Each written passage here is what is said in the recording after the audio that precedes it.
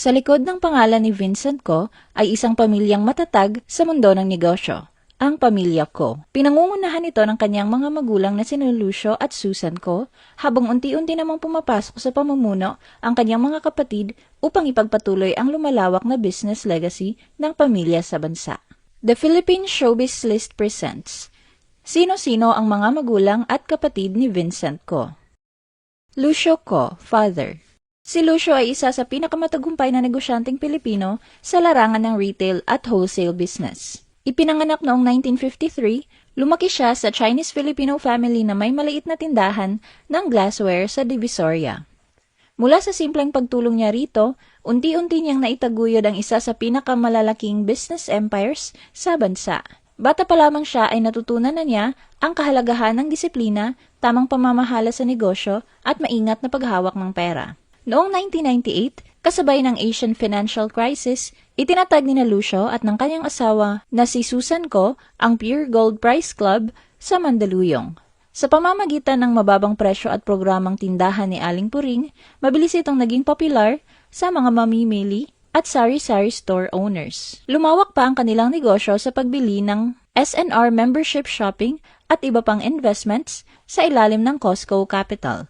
Bukod sa retail, may negosyo rin si Lucio sa banking, real estate, liquor distribution, at office supplies, kabilang ang Philippine Bank of Communications at Office Warehouse. Kilala rin si Lucio sa kanyang suporta sa edukasyon at charity work. Miyembro siya ng Board of Trustees ng Adamson University at ng Luis Ko Chi Kiat Foundation. Aktibo rin siyang sumusuporta sa scholarship programs, kabilang ang 50 million pesos donation para sa The Juan Lasal Scholarship Endowment Fund sa pamamagitan ng Pure Gold Price Club at ng kanilang foundation. Dahil sa kanyang tagumpay, kinilala si Lucio bilang isa sa pinakamayayamang tao sa Pilipinas. Gayunpaman, nananatili siyang low profile. Kilala siya sa pagiging konserbatibo pagdating sa pera, ngunit agresibo pagdating sa pagpapalawak ng kanyang mga ari-arian. Naniniwala siya sa maingat na pagpapalawak ng kumpanya at sa pagbibigay ng abot-kayang produkto sa masa. Isa rin siyang family-oriented na tao. Kasama ng kanyang asawa, pinalaki ni Lucio ang kanilang mga anak habang unti-unting ipinapasa sa susunod na henerasyon ang pamamahala ng kanilang negosyo. Susan P. Ko, mother.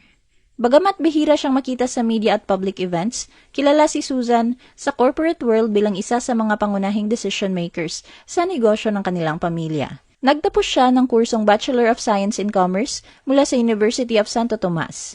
Sa loob ng maraming taon, nagsilbi si Susan bilang Vice Chairman ng Pure Gold bago naging Chairperson ng kumpanya. Bukod dito, may mahalagang posisyon din siya sa iba pang kumpanyang konektado sa negosyo ng pamilya Ko. Kabilang ang Costco Capital Incorporated, Philippine Bank of Communications, Premier Wine and Spirits Incorporated, at Pure Gold Duty Free Incorporated. Sa kabila ng pagiging low profile, mataas ang respeto sa kanya sa business sector dahil sa kanyang disiplina, praktikal na pamumuno at tahimik ngunit epektibong paraan ng pamamahala. Pamela Justin Ko Yu Yitung, sister.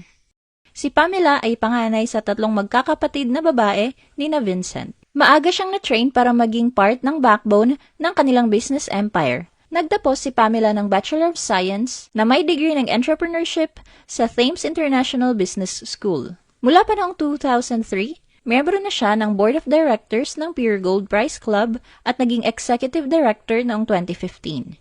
Aktibo rin siya sa Costco Capital, The Keepers Holding, VFC Land Resources, at Pure Petroleum Corporation, kasama ang iba pang kumpanyang nasa ilalim ng business empire ng kanilang pamilya.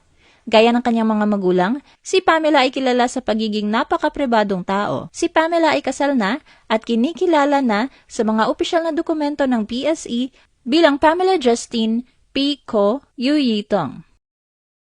Camille Clarice Ko Lau, sister.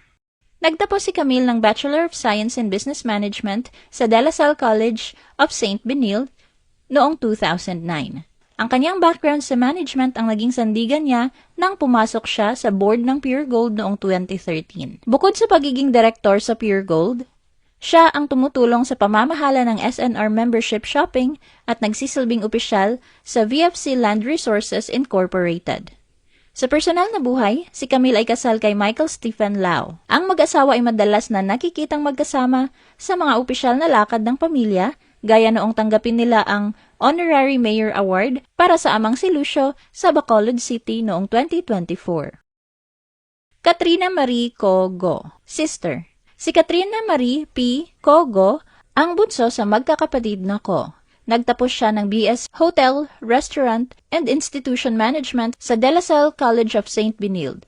Noong 2010, naging miyembro siya ng Board of Directors ng Pure Gold Prize Club. Siya rin ang treasurer ng Costco Capital.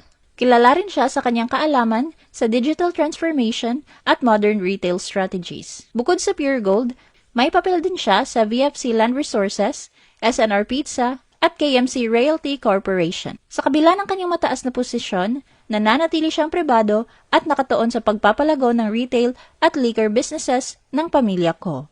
Katulad ng kanyang mga kapatid na babae, si Katrina ay happily married na din. Grande, ngunit pribado siyang ikinasal noong March 23, 2019 sa nagngangalang Renard Go. Ano ang masasabi mo sa video na ito? Mag-like o mag-react at huwag mahiyang mag-comment. For our YouTube viewers, huwag kalimutan mag-subscribe at i-hit ang notification button. At para sa aming Facebook viewers, mag-like at follow sa aming Facebook page para updated ka sa mga showbiz chika. Thanks for watching!